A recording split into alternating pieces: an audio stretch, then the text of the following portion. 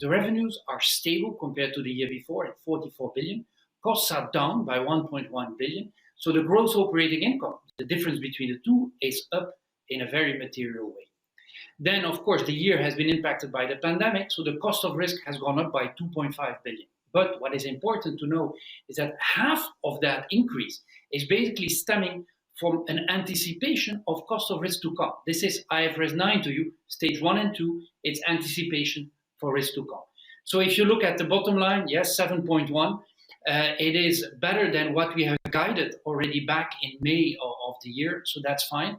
And then if you look at our regulatory stance, the bank is very solid. We are a common equity tier 1 of 12.8%, where the target for 2020 was 12. So that's very good.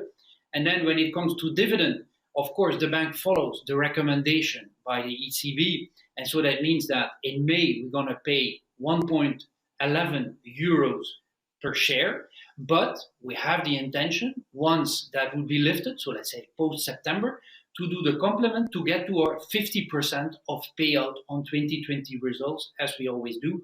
And we will see if it is share buyback or cash. So you just mentioned an anticipation of cost of risk to come, and the ECB is said to be concerned about a potential wave of loan defaults once government relief runs out. Is that the scenario that you're preparing for?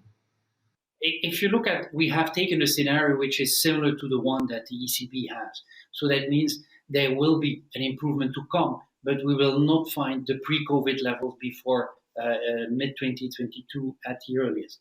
And so basically that is the scenarios that we take into account in the forward-looking scenarios, and so that we take into account. And as I said, of more than half of the increase in cost of risk is for these kind of anticipations.